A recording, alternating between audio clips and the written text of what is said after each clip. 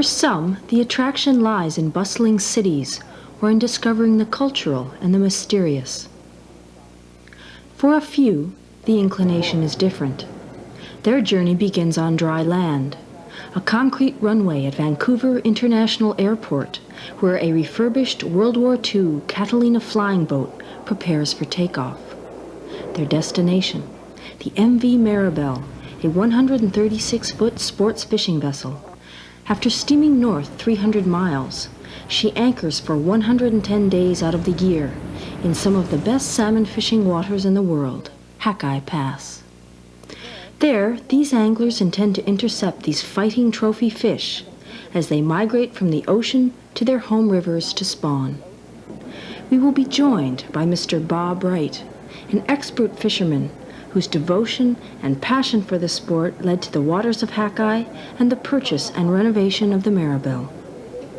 With him is Mr. Gary Cooper and 24 other fishermen, some of whom have never stalked or fought the mighty Chinook.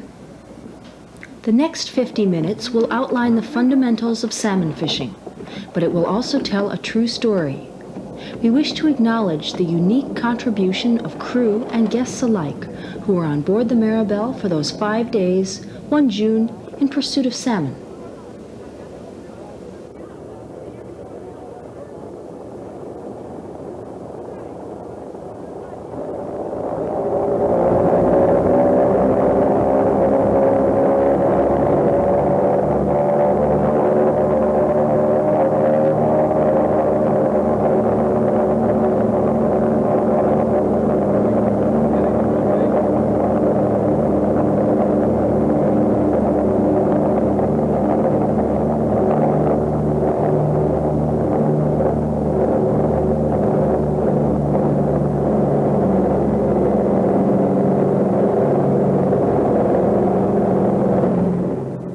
As the Catalina lifts into the air, the north branch of the Fraser River becomes visible. The Fraser is one of the most productive salmon rivers in British Columbia. Sexually mature Chinook salmon, after spending 3 to 7 years in the ocean, often travel up to 22 hours per day, migrating back to their home rivers to spawn. All 5 species of Pacific salmon, Chinook, Coho, Pink, Chum, and Sockeye, participate in this same migration ritual. Whether dodging killer whales or surviving the effects of man on the environment, salmon must fight for their existence. It is estimated that only 1% of them survive to reach maturity. Bob Wright, with his decades of fishing experience, describes his tremendous appreciation and respect for his adversary in these words. Salmon has got so much heart that is almost unbelievable watching it as it returns to the river and the gauntlet that it has to go through. I mean, right from what's created by Mother Nature through to what's created by man and trying to net it through its natural enemies, and yet it has that beautiful ability to reproduce itself and come back virtually larger and stronger than ever. The Campbell River is another prime salmon and game fish river. In fact, you can find salmon in just about any British Columbia coastal waterway throughout the year. But if it's trophy-class fish that you seek, 50 pounds or better, then it's to frontiers such as Hakai Pass that you must venture, and June is the month that the big runs begin. As the pilot explains to Gary, Hakai Pass is located in Queen Charlotte Sound. Migrating salmon, like the 82-pound world's record Chinook caught in nearby Rivers Inlet, leave the open ocean and funnel through these waters. Bob Wright has fished Hakai for 17 years. He has seen thousands of people try their hand at salmon fishing. Here's how he would describe the initial experience on the Maribel. You know, they're kind of uncertain. The new people that haven't been there before, they're very, very uncertain. And then after 3 days, it's a total transformation. I think I was a typical novice. Here is how I described my initial feelings. I do feel excited about the prospect of heading up to Hakai Pass, but I also feel a little uncertain because I haven't done that much fishing, and I know that a lot of people that will be there are after the big fish, and so it will be very interesting for me to see how I will fit in on a boat like the Maribel, which is much more geared, I feel, towards those who are after the big salmon. But something happened to change my experience. And then after 3 days, it's a total transformation. We've encountered a low ceiling over the Queen Charlotte Sound. The pilot ducks the Catalina beneath the clouds. Weather up here is apt to fluctuate dramatically. Skimming above the rocks, we're afforded excellent views of the British Columbian coast.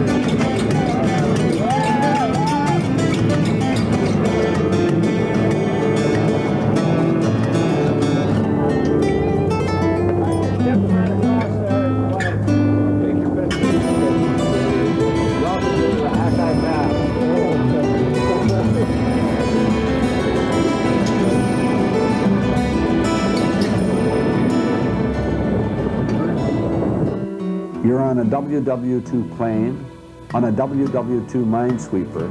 You know, the whole ambience of the thing is kind of wild. One more. You're shooting right against the sun. I'm going to bring my jackets when we come. Okay.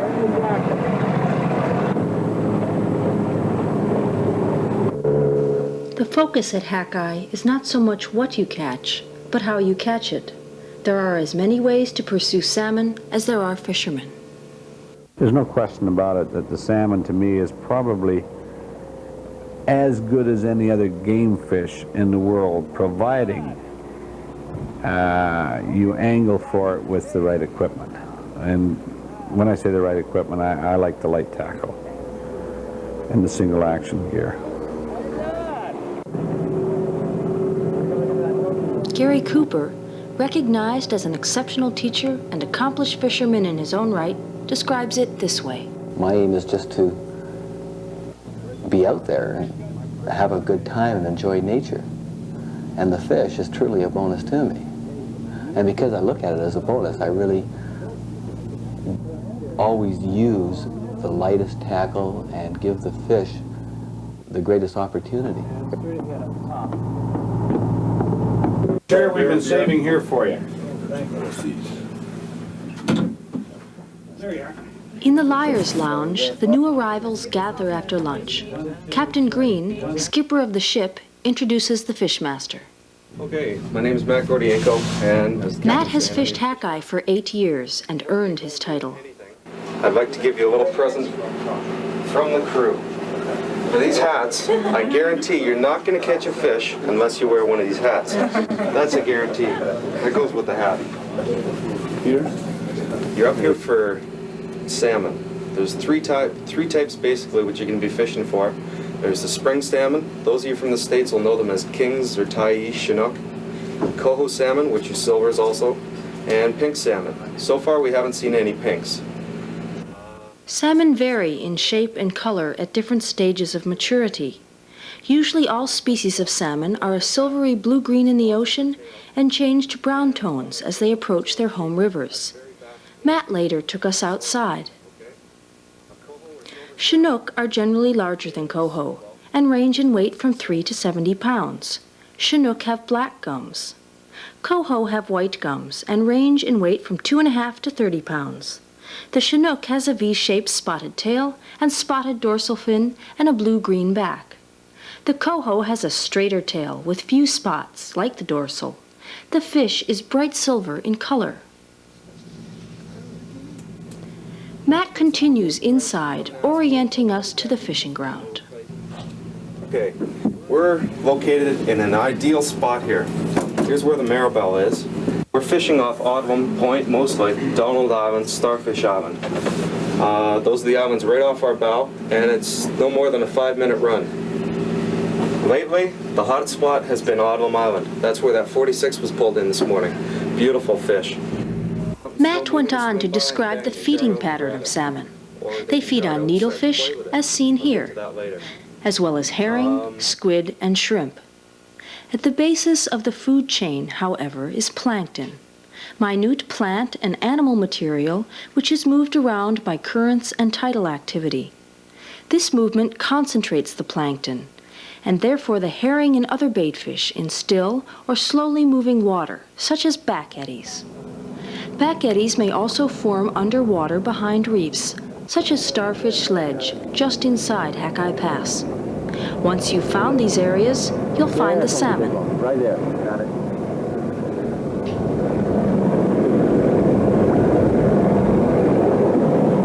What a back eddy is, I'll take a flood tide or an incoming tide, and it's flowing in this direction. Your back eddies would be on this side of the point, this side of the point, this side of this point. What a back eddy is you get the tide flowing in this direction, swirls around here, and you've got a little calm spot in there. These big spring salmon tend to be a pretty lazy fish. They'll lay in the calm water, wait for something slow moving to swim by, and bang, they dart out and grab it. Or When the tides change, a period of slack water is created. Slack water, that's the time to be out there, without a doubt. At least an hour and a half before and an hour and a half after. Captain said the tide charts are here. Check them and fish them. What slack water is you've got a flood tide flowing in this direction. It stops. That's your slack tide. Changes direction and goes this way. Okay? If the water slows down, the spring salmon tend to come out and feed. Like I said, they're big, Two lazy tidal fish. currents meeting create a tide line of slowly moving water. Observe the movement of floating debris in the water and the difference in water surface activity on either side of the tide line. Fish close to these areas. Chinook are most likely to strike in the early morning between first light and first slack tide or near sunset. Matt described another area which may hold salmon, kelp beds. That's usually where the bait is. They tend to hang around there for protection. They get attacked by salmon or whatever, ducks, seagulls, and they tend to head into the kelp, into the strands of kelp. Fish fairly close to kelp beds, not too close, or you'll lose lots of gear, and it's a lot of trouble. Bait may be concentrated against the shoreline by winds and weather patterns. Matt recommends Even when you're fishing in a full tide, fish fairly close to the shoreline. By close, I mean as close as 10 feet from shore, your rod tip 10 feet from shore. Easiest way to tell how close you can get to the shoreline is just watch how the landfall drops into the water. If it's on an angle like this, then you know you can't get too close, otherwise you're going to catch bottom. A lot of the walls out there are straight down. You can get in close. Okay? circling and diving gulls are an indication of feed in the area. If there are only gulls present, the bait fish may be just below the surface. However, if there are also diving birds, the fish may be 30 to 60 feet underwater. Herring or candlefish disturbing the water surface may mean they are under attack from predators below. Baitfish instinctively gather tightly together for protection. With herring, these are known as herring bollops. Needlefish will be in abundance along the beaches to feed and spawn during warm weather, which induces the growth of plankton in shallow water. That's where the action is on a high slack tide. If the squid come in here and if that needlefish comes in here, hey man, don't waste your time outside. That can really be action. So Matt will be watching, some of us will be watching. We hope that you'll have a go at those fish. Thanks, Matt. I think that's it. You're going to get them all licenses now? I'll do right here. I'm going to go have an afternoon nap.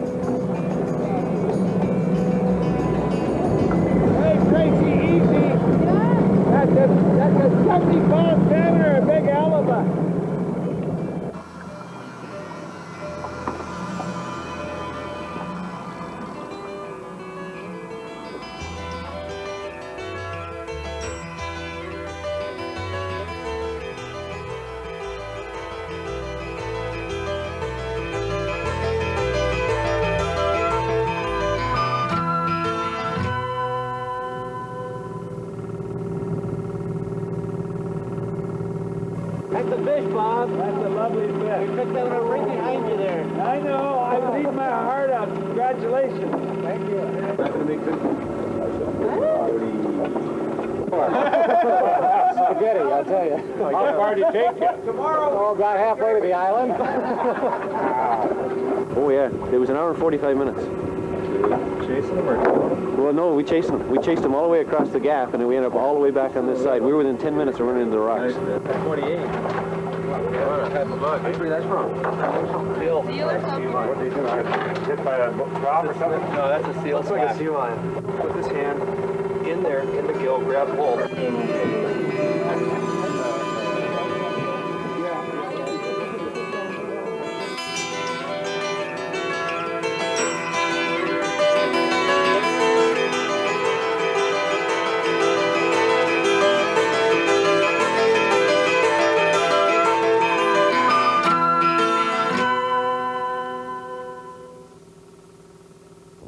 This is the first time Gary's fished hackeye, and so far he's drawn a blank.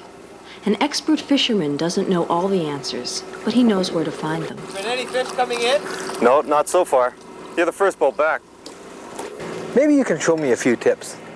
Well, I'll show you how I hook them up. This is simple, effective, seems to catch them. Okay. I take the head off right about here. Mm-hmm. Take it on an angle about like that. It's about 35 degrees. Mm-hmm. Empty out the stomach cavity. Okay, the combination of that and the cavity, that's what's going to make them spin, right? Yeah, yeah. Okay, now I'm going to need a leader. You want to put the tail hook right down in the tail. A lot of the times you get people who hook one hook there and one hook there, and bring up your bait after a hit, and all the teeth marks are down here. Oh, I see. So you want to put this hook right down in here. Yeah. This is how we do the leaders. 3, 4, 5 wraps, cinch it up tight. Take the tail, put it through the eye the opposite way, lay it down on the shank of the hook, give it 4 quick ones, 3, 4, and pull the tail through.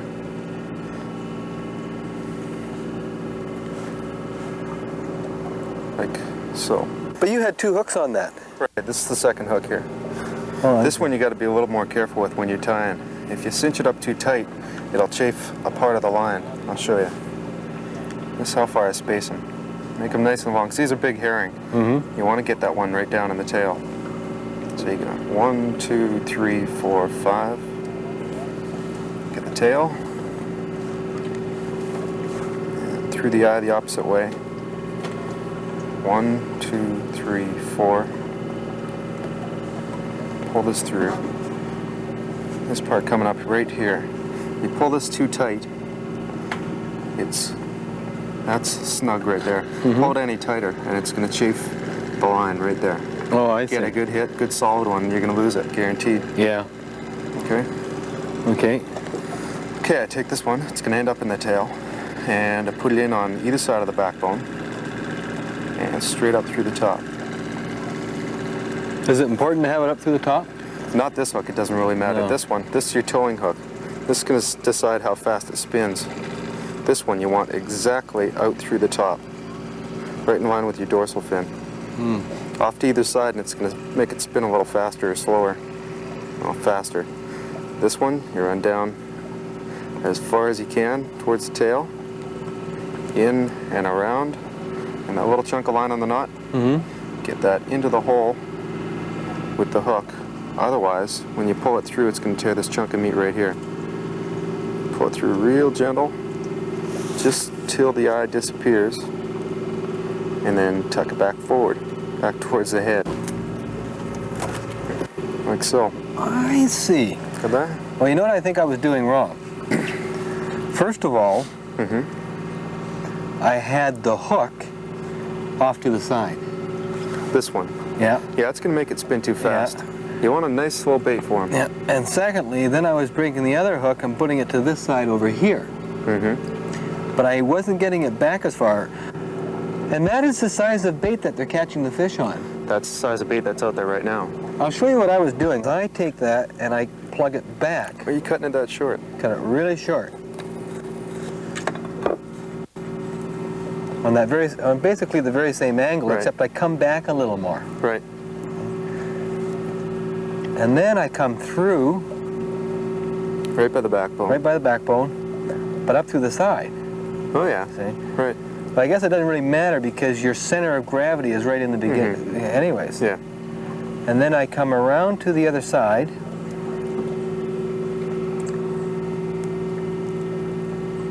and bury the hook. I take a real deep bite there so that I get the, Lots of support. yeah, so I get lots of support on the backbone. Then I come right through. You even got a natural curve to it. Yeah, you see?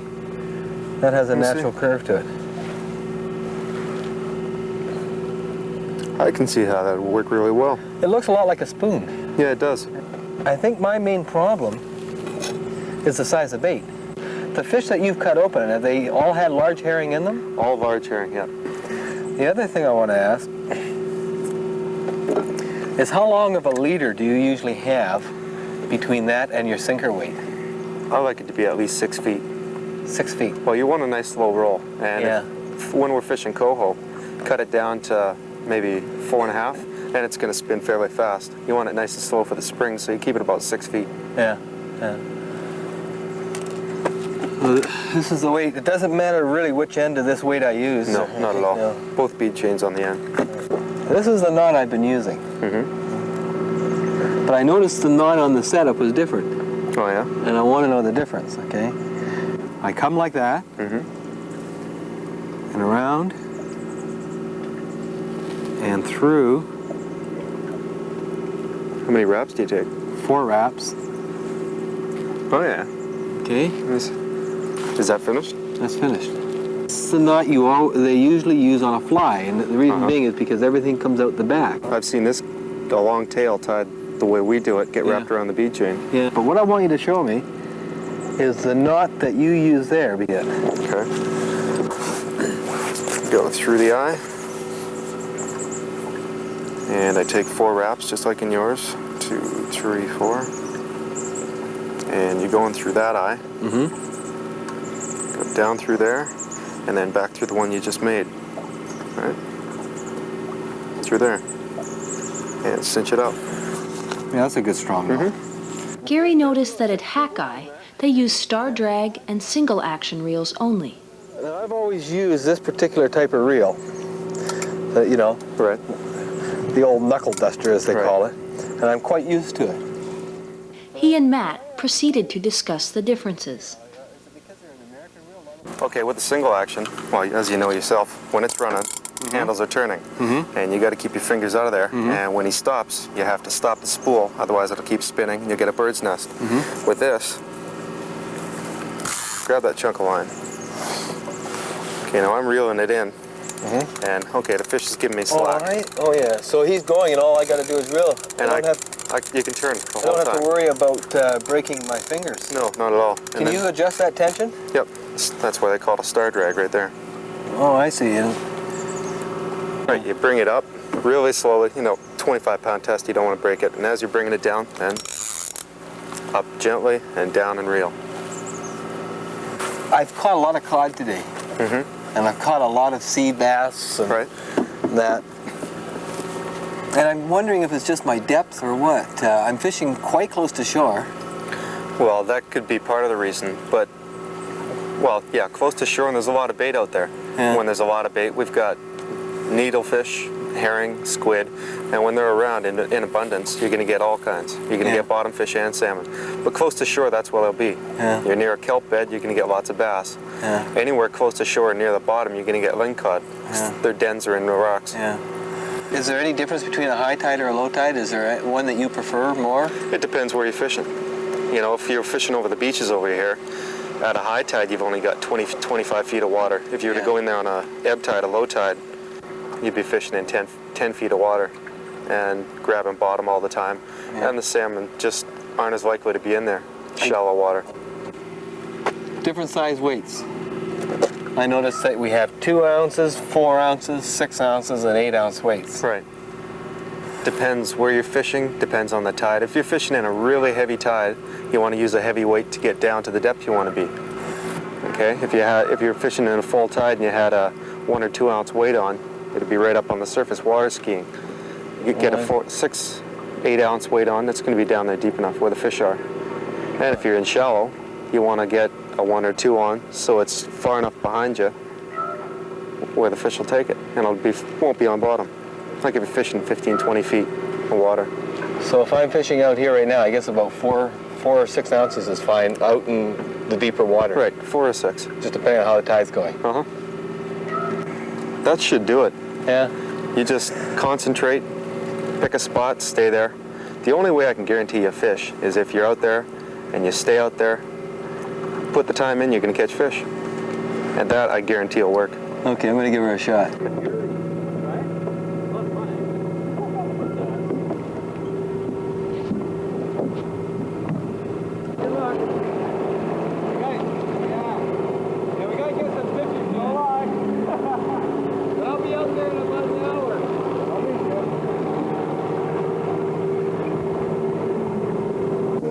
Gary and his partner are heading out to check the action on a slack tide. Any luck? Are you seeing any fish being caught? That's it, eh? Where's everybody? There's been no fish caught at all, eh? Okay. There are 4 important questions to ask a successful fisherman. What did you catch your fish on and where? How much weight were you using? And how deep were you fishing? When there are others out on the water, be extremely observant. Note others' trolling speed and pattern, and who is fishing what gear. Any fish being caught? We picked up one coho up on South Point. Where's South Point? Oh, down there, eh? Yeah. Well, I'm gonna fish right here because the fishmaster knows where the fish are. The use of rod holders is recommended. They allow you to fish more rods and thus increase your chance of a strike. And they inhibit the tendency in novice fishermen to strike too soon when the salmon mouths the bait. Open-ended rod holders, red for port and green for starboard, allow easy access to rods when necessary. On the right side, so there's no way you can lose your rod, and that's the way the curve is. Location, timing, and bait action are keys to successful salmon fishing. Salmon are most likely to strike when high tide or low tide conditions coincide with sunrise or sunset. Anything which reduces the light level, fog, clouds, rain, or twilight, tends to keep the fish closer to the surface.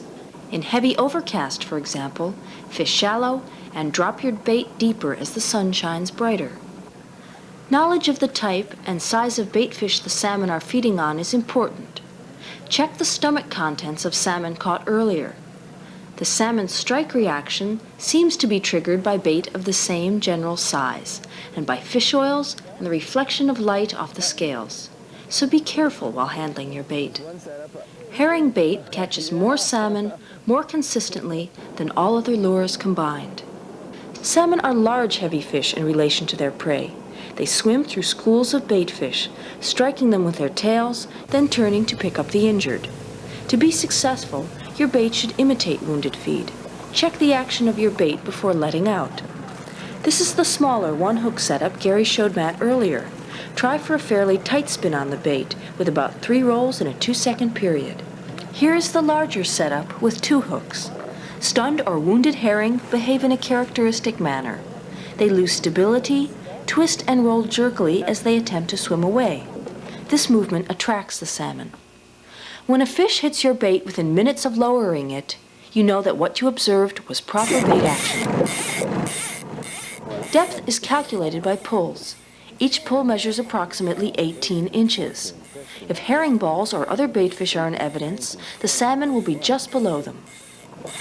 Otherwise, if you have 3 rods, fish at 3 different depths, unless others are catching fish at a particular depth. In that case, fish 2 rods at that pattern. Springs tend to hug the bottom and rise to feed. Fish close to the bottom by letting your line down to the sea floor and cranking it up 15 or 20 turns. In any case, make note of which rods are where, so that if you do get a strike, you can return to that depth. Mooching with cut plug herring is the preferred fishing technique at Hackeye. There are variations on this. One technique is to anchor or drift and allow the currents and tides to give proper action to your bait. Another is motor mooching, which involves popping the motor into neutral or reverse from a slow forward momentum. This action increases the plug's resemblance to wounded herring.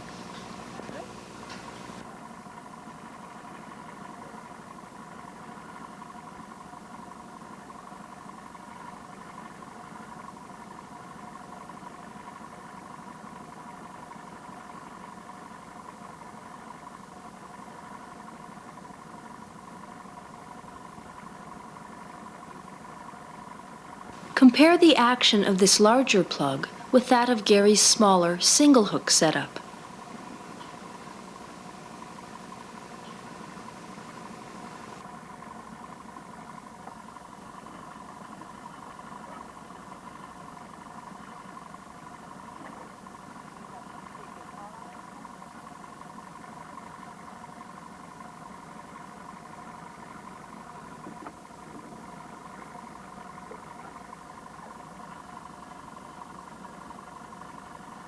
Trolling is another successful way of catching Pacific salmon.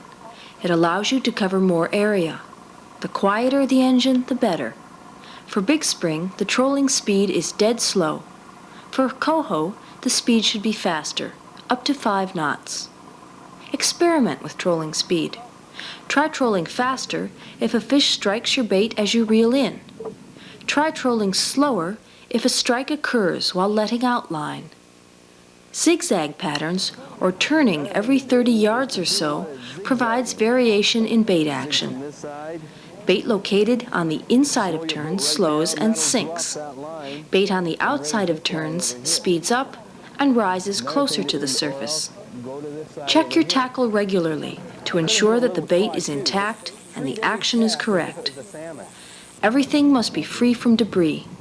Pulling in and letting out line exposes the bait to different depths and changes in action. Keep extra setups and pre-sharpened hooks handy. Sharpen all hooks each time you use them. Well, let's go back out and fish this tide line. See, the tide line is moving in. See how the water is different on one side of the tide as the other? It's smooth on this side and it's bubbly on the other. That can bring in fish. There, that fellow there is fishing right along that tide line. Don't get too close or else you can pick up weed or kelp. I think that's what's happened to him.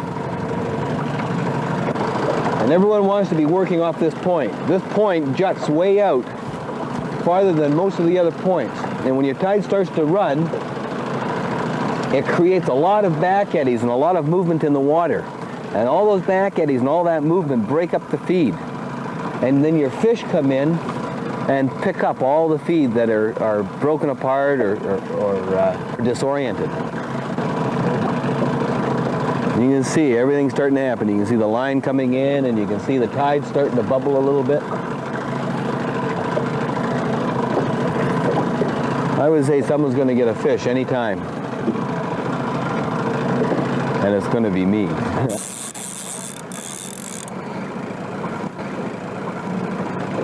When you have a cod on, watch the spine, the back, the spine. Now this is a little sea bass, but even with cod, watch that spine. The way you hold them is by the lower jaw.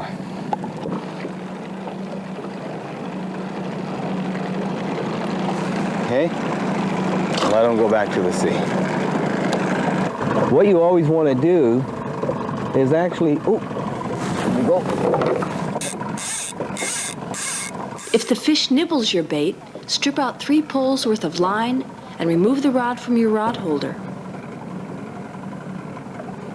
If the nibble reoccurs, reel in hard, and as you feel an increased pressure on the fish, strike upwards to set the hook.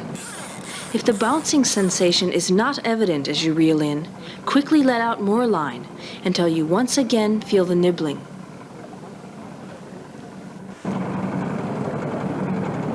That's what happens when I talk too much.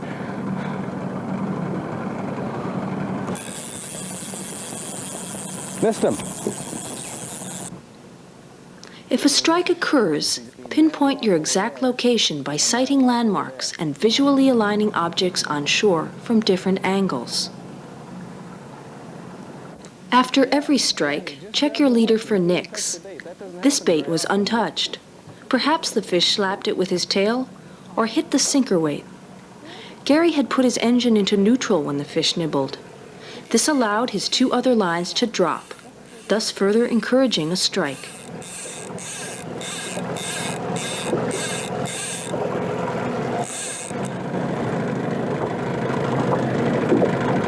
Now, have you been watching that rod? Yeah. I'll tell you what. Oh, there we go. As the fish moved toward the boat, Gary reeled in the slack line until he felt increased pressure, then struck from 3 o'clock to 12 o'clock to set the hooks. If the fish strikes at full speed, and he's a big fish, he may set the hooks himself. In that case, start to apply pressure as soon as possible.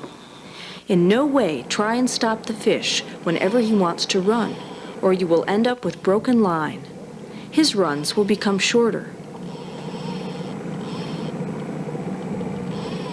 Keep your rod tip high, maintaining strong pressure on the fish. When using a single action reel, keep your fingers away from the handles and your palm under the reel to supply slight drag. The only time to have your fingers on or near the handles is when you lose pressure on the fish. Concentrate on the rod tip at all times. It telegraphs to you the movements of the fish. Gary is using light tackle, 25-pound test nylon line, 20-pound test leader, 4/0 or 5/0 hooks, a 6-ounce weight, a single action reel, and mooching rod. Most fish are lost near the boat. Do not be over-anxious. The first few times the fish comes near, he may react violently. If he vigorously shakes his head from side to side, hold him tight. If he persists, strike the butt of your rod with your hand. If he jumps, hold your rod high and extend your arm toward the fish. This will keep the thrashing fish from jarring or ripping the hooks from his mouth.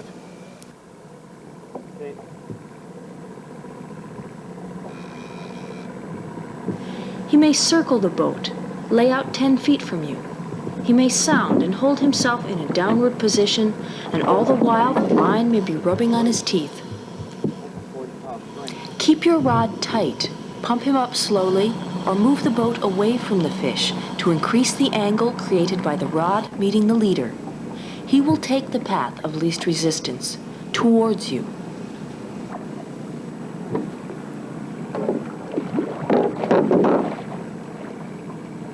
Turn off the motor. Wet the net. Clear away any obstructions from the netting area. Keep your rod tip up while drawing it backwards until the fish is within easy access. Be fully committed.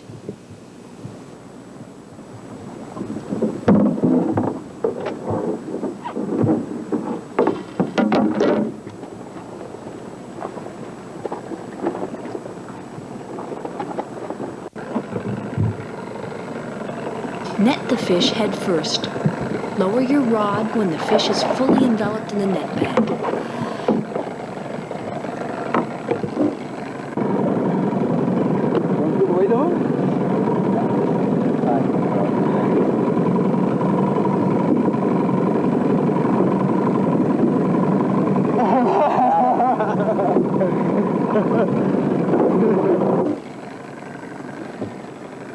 Netting your own fish requires experience.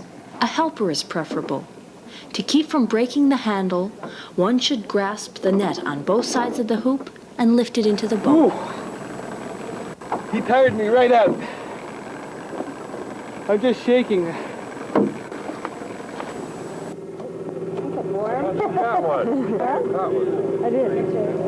All of the salmon at Hackeye are cleaned, bagged, and frozen within a couple of hours after they are caught.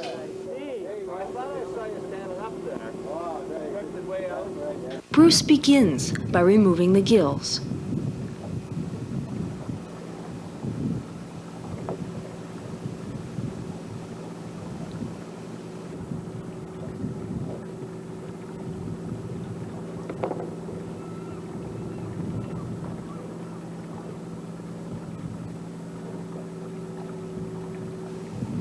His next step will be the removal of the internal organs.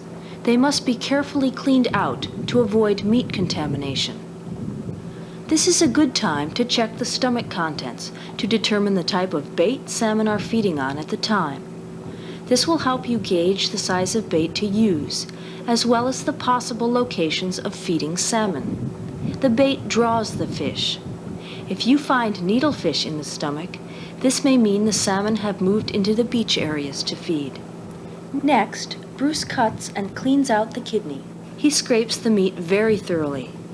This will ensure that the meat will stay fresher longer.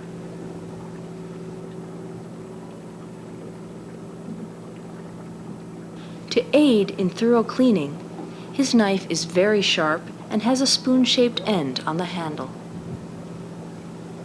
All traces of blood should be carefully washed free, inside and out.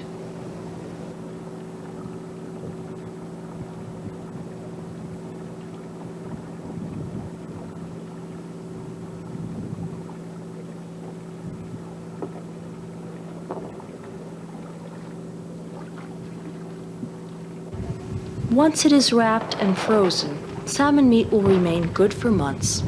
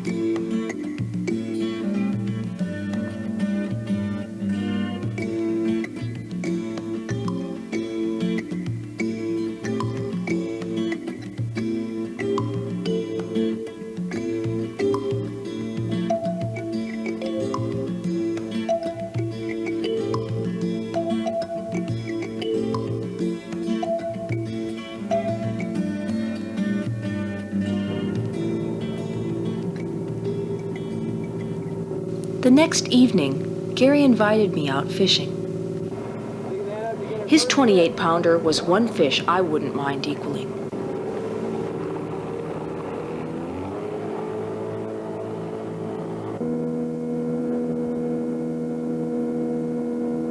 Slack tide and sunset were approaching within the hour. We were fishing the same back eddy where Gary caught his salmon. Two of the rods had the larger double hook setups, and one rod had Gary's single hook bait. All three had 6-ounce weights, and all three were at the same depth, 60 feet. His tackle hugged the bottom, and we caught and quickly released several rock cod. Gary asked me to watch the rods, but to let him set the hooks. He promised to let me play any salmon that hit. Hey, take a look at your rod. Whoa! I firmly reminded Gary of his promise. Reluctantly, he kept it. Okay. Just let it run, huh? Yeah. Just let it run. It's going, Gary. It's all right. It's all right. Just going. That's a big fish. Just let him go. Don't try and stop him.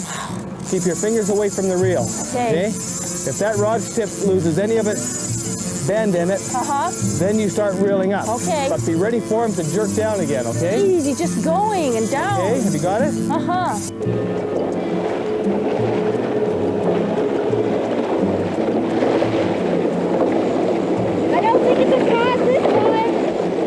Chase your fish only if you need to get away from other boats or from kelp beds and rocks.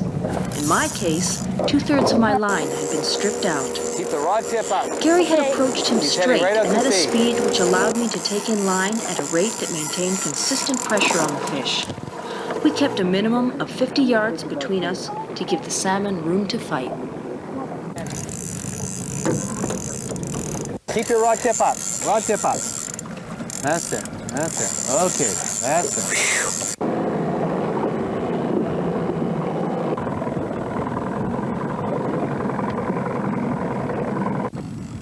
Coming now. Here's my leader. Okay.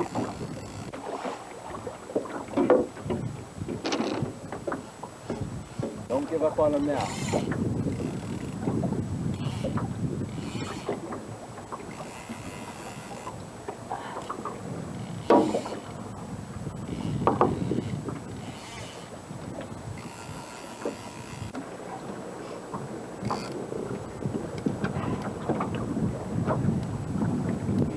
Lift that rod down. Just lift the rod up, and then as you drop it, reel in, okay? Lift the rod up.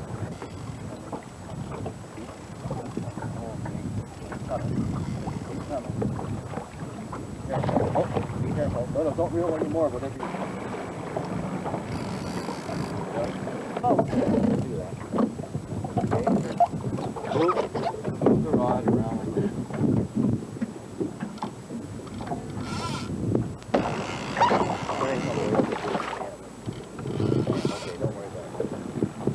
Come on back this way.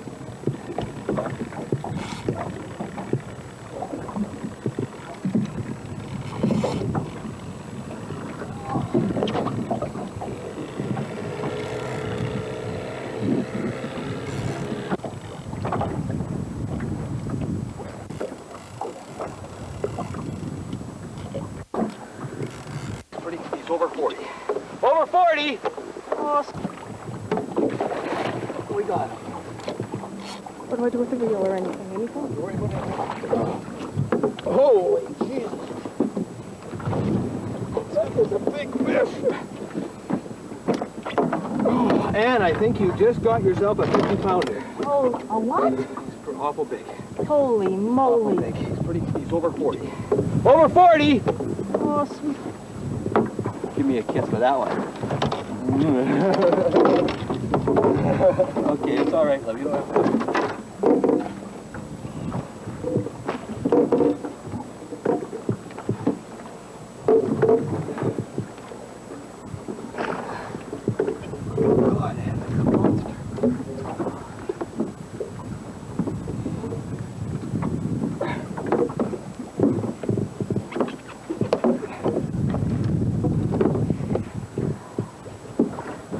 There's your fish, sweetie. Oh. Sorry, you won the battle. Okay. Is it dead now? Yeah. You won the battle, sweetie.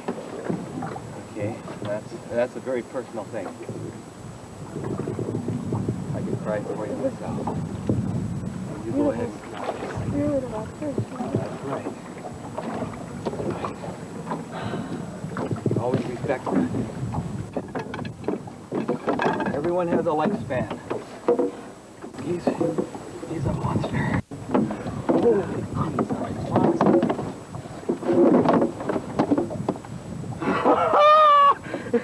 Oh, well done, Gary. Thank you very much. You're welcome. Thank you for My the pleasure. experience. That fish there, if you hadn't played him right, one wrong move and you'd have lost him.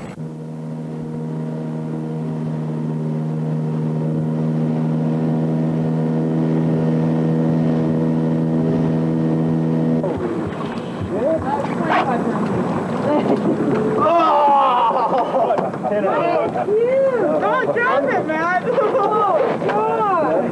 Here you have, Bruce. Right up there, this side. That's 50 pounds. I can get the scale for you. Right at 50. He's 50.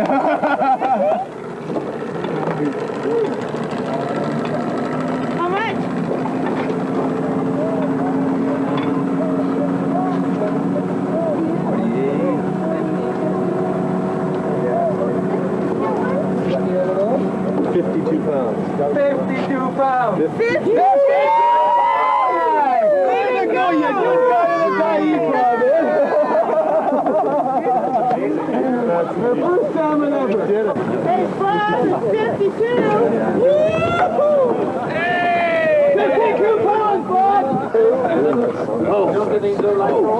Yeah, I still do. Hey, where is that? No, I think it's gonna work. Beautiful shape, eh? Where is she? Essie Joe! Oh my God! Hey, will you take me out this morning? Get on it. Right there. Grace, we got to rewrite the script one more time. Got back of it.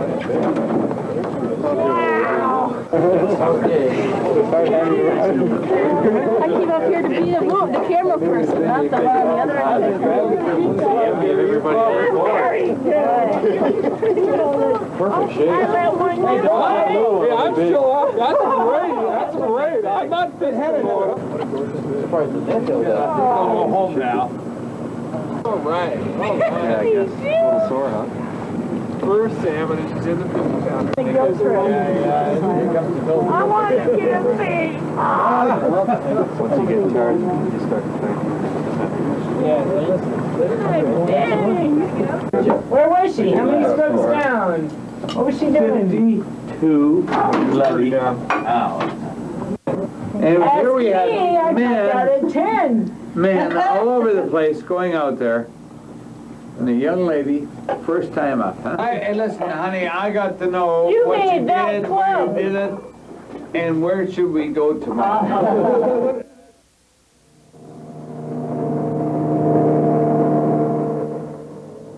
And where shall we go tomorrow? Back out, of course, for that bigger fish yet. Fishermen are always thrilled, but never quite satisfied. Tenacity, resilience, and determination compel him ever back to the sea for that one last try.